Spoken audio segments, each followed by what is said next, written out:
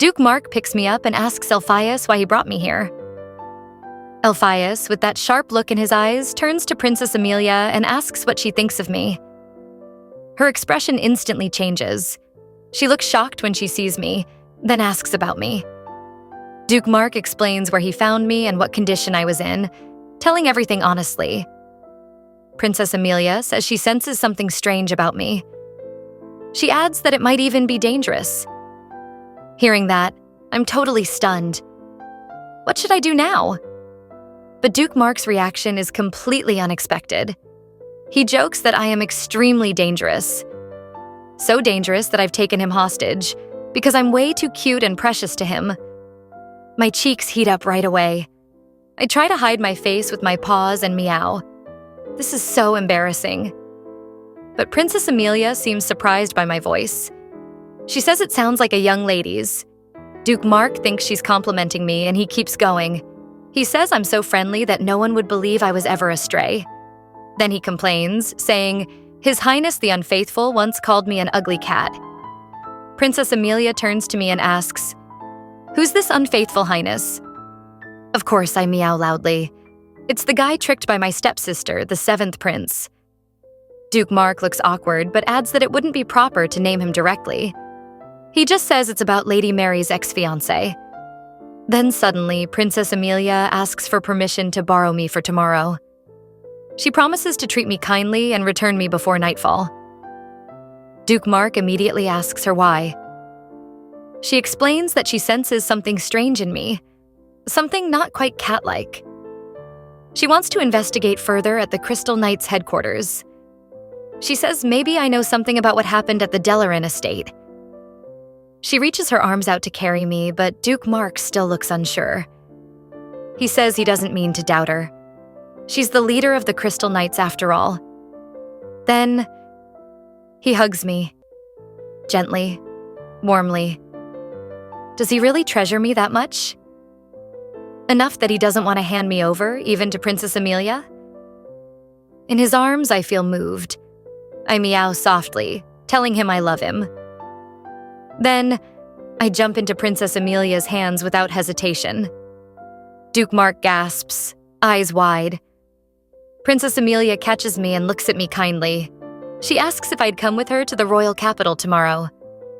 I meow in reply, yes. The next day, Princess Amelia and I ride a carriage to the Crystal Knights base. While we're on the way, I ask her if she understands me. She answers, saying she believes I might be Lady Mary from the Dellaren family. I'm in awe. She's so sharp. It's amazing. When we arrive, we get out and walk in.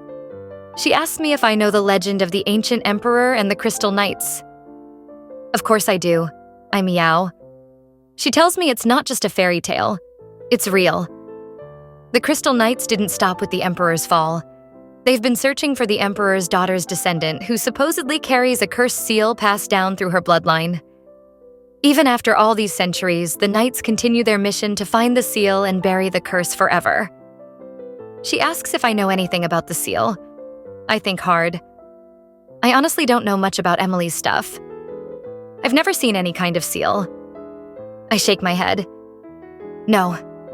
We enter the Crystal Knights headquarters, which is actually a grand temple. As we walk, I admire the beauty of the place. We meet 2 knights under her command. I notice their swords. Could those really be made of crystal? Princess Amelia asks them what they sense about me. The knights hold their swords. They close their eyes and their swords faintly vibrate. They say they're sure I'm cursed. I immediately meow loudly, telling them it's my younger sister's fault. But they don't understand me. Only Princess Amelia can hear my voice. One of the knights shares that 6 years ago, something similar happened at the Dellaren estate. When they were investigating my missing stepmother, their swords reacted the same way. At the time, they didn't understand what it meant, but now, it doesn't seem like a coincidence. They ask if they should take me there right away. But Princess Amelia says no. A cat can't testify, and they can't get a confession without proof. She decides to wait until they find stronger evidence. She tells me the curse won't last forever. If I use a magic crystal at the right time, I can break it. She explains the reason she can hear me now is because the curse has started to weaken. Oh, right. There's a crystal at Duke Mark's mansion, the crystal chess set. I always sleep near it. Then, one of the knights gives Princess Amelia a necklace with a crystal pendant purified with sacred water from the temple. Princess Amelia says it can help lift the curse. If I use it at the right moment, it'll work. She looks at me gently and asks, "What do you want to do?" I'm confused. Isn't it obvious? I want to go back to being Mary, right? But I don't want to return to being the same sad, boring Mary. Even though I'm a cat now, I'm surrounded by people who care about me. Suddenly, her eyes turn sharp. "You're not thinking of staying a cat, are you?" She says I love Duke Mark. I flinch. I get flustered and try to deny it. But she reminds me. I said it myself when he held me. Wait. I really said that? As she gently puts the necklace around my neck, Princess Amelia tells me that it's easy to cast spells on weak minds. That's why she wants me to never believe being a cat is better. That doubt would make it harder to break the curse. She tells me to use the crystal only when I truly want to become human again. Before night falls, I return to Duke Mark's home. I see him just getting back too. When he spots me, he rushes over and lifts me up high with a big, warm smile. "Did you forget me already?" he says. Then he hugs me tightly. Duke Mark always treats me so kindly. I have to return to being human. But do I really have the courage to let go of these warm hands? At night, I find Duke Mark sitting in his study with a glass of wine in hand, clearly trying to calm his thoughts. He's not alone. His most trusted man stands nearby, quietly keeping him company. Timo and I step into the room. He's carrying Duke Mark's favorite chiffon cake, hoping it might lift his mood. But Duke Mark is already tipsy, and instead of focusing on the cake, he ends up scooping me into his arms. Without warning, he shares that the king has asked him to become a general stationed on the southern island.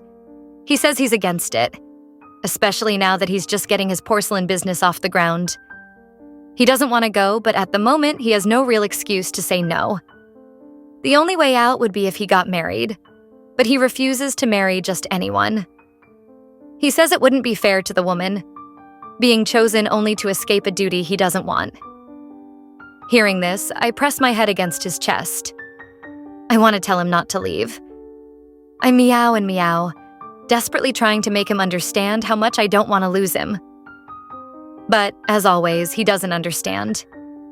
His aide asks if there's been any progress in finding Lady Mary. Duke Mark says it feels like magic, how I vanished without a trace.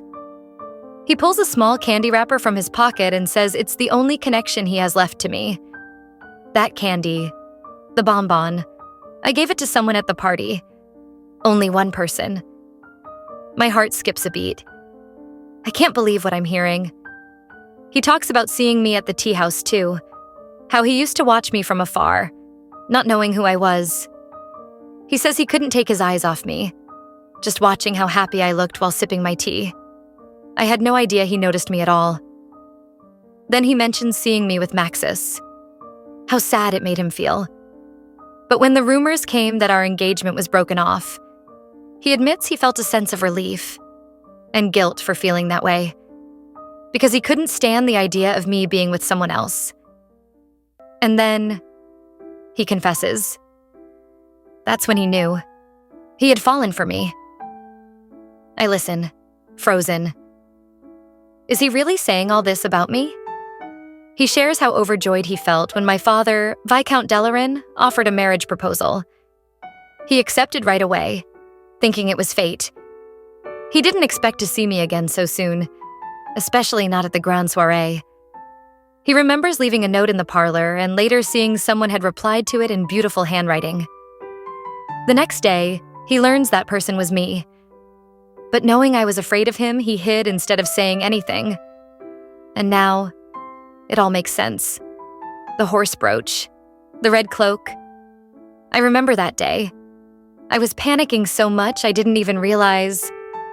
The man I had longed to meet was Duke Mark all along. He says he's wanted to talk to me properly for so long. When my father suggested the arranged marriage, he was genuinely happy. But he never expected I'd run away once I found out. The way his face looks now, like his heart is shattered, hurts to see.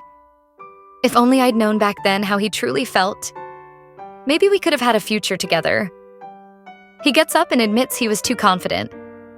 That maybe I hated him so much, I disappeared. I try to tell him that's not true. I meow and meow, my voice full of sorrow, but he still can't understand. Then he makes a decision. He's going to accept the king's request and leave for the southern island tomorrow. My heart sinks. I want to stop him. I want him to know how Mary really feels. I want to be his strength, to stand beside his dreams. That's when I remember something strange. Emily's pet bird used to always call out my stepmother's name, even after she vanished. That bird died after its cage mysteriously fell from the balcony. As I walk back to my room, my mind is full of thoughts. What if the bird was my stepmother? What if she died as a bird, and that's why no one could find her? I need to tell Princess Amelia. These thoughts are too much. My chest tightens. Maybe what I've truly feared all along is going back home, to a place that never felt like home. I don't want to lose this warmth. This house. This person. The first place I've ever felt truly loved. I grip the crystal pendant Princess Amelia gave me. My heart screams out that I am Mary, a human, and I won't let anyone take that from me.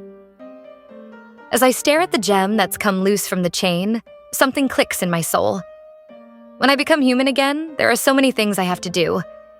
I try to swallow the pendant, but it's too big. It won't go down. I even try biting it, but it's too hard. Still, I have to change back. I have to. For him. I try again. And again. Then, everything goes dark. I start to wake up slowly. That crystal I tried to swallow earlier must have knocked me out.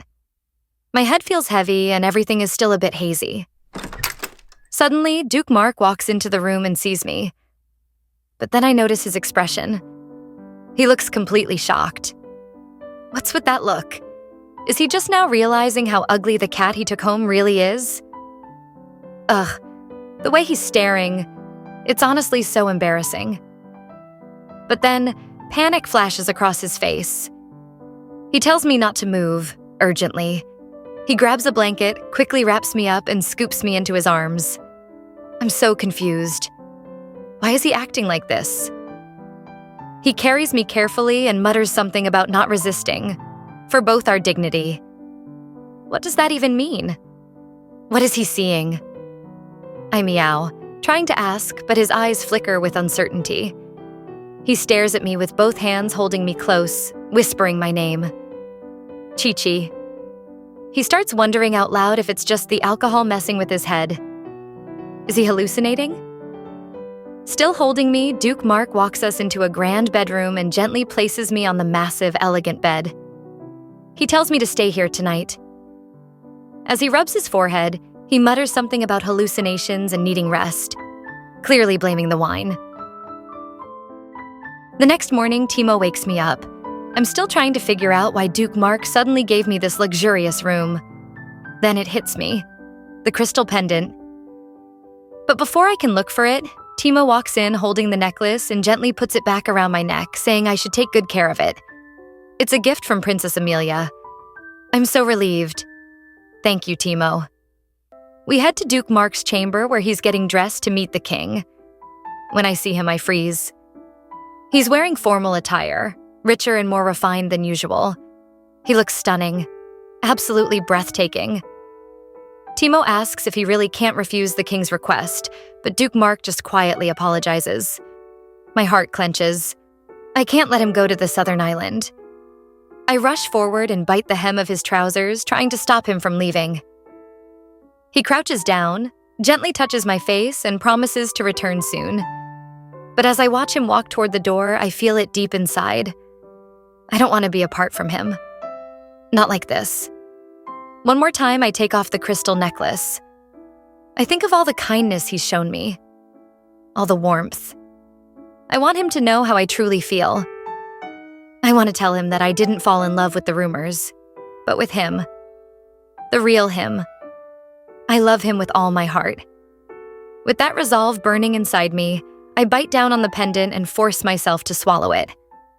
Pain shoots through me as I fall and slam into the side table. The sound of my fall grabs their attention. Duke Mark and Timo both freeze. They rush back toward me in a panic. Duke Mark quickly tells Timo to get the doctor. My vision blurs, my throat burns. It hurts so badly. Duke Mark lifts me into his arms, calling my name. My body feels hot, like I'm being pulled into something else, something beyond the physical. And then, it happens. He falls to his knees, still holding me. I can feel everything, the weight of my hair, the shape of my fingers. I look down. Hands, human hands. Am I back? Duke Mark's stunned face is so close to mine. His lips part as he speaks a name I haven't heard in so long. Lady Mary. Suddenly I realize I'm not wearing anything. I let out a scream and dive behind the curtain, my heart pounding. Duke Mark is still frozen, staring at me like he's seen a ghost. Then Timo bursts in with a doctor, asking about Chichi. His eyes land on me, hidden awkwardly behind the curtain, and he blurts out the obvious. Who is the naked woman? Duke Mark quickly tells him not to worry and gently asks Timo to bring me some women's clothing. Immediately. He tries to convince himself that this isn't just another illusion, so it really happened last night. I must have briefly transformed back into Mary, and now it's finally clear. Still hiding behind the curtain, I introduce myself. I explain everything. My sister Emily cursed me, turning me into a cat. Duke Mark covers his face with one hand, clearly still trying to process it all. Just moments ago, Chichi was in his arms. And now, I stand here. I go on. I tell him about the curse's origin, how it ties back to my stepmother's ancestors, descendants of the cursed emperor. I explain how Princess Amelia gave me the crystal pendant that helped break it. Duke Mark is speechless. He never imagined that the Mary he's been searching for was right here all along, as Chichi. I apologize for everything, for making him search so desperately. I tell him I couldn't explain. Only Princess Amelia could understand me when I was in cat form. Duke Mark, cheeks burning, mutters that he never imagined something like this was possible, especially after everything. The cuddling, the baths, the kisses. I remember it all too, and reassure him not to worry. He didn't know. Back then, to him, I was just a cat. Then, nervously, I admit that I didn't hate it. My face burns red before I can say more. Before the silence deepens, Timo's voice returns behind the door. He's brought the clothes. As Duke Mark walks toward the door, I suddenly cry out. I beg him not to go to the royal palace, not to leave. I tell him I don't want him to go to the southern island. He stops. He thanks me softly, saying he wishes that could be his reason too. But I can't stop here. I've come this far. I have to be brave. If I let this moment pass, I'll regret it for the rest of my life. I call out to him one last time, and with every ounce of courage in my heart, I ask him to marry me. Dang, she really said that. But now the question is, will Duke Mark go with it or keep following orders? We'll find out soon, so hang tight.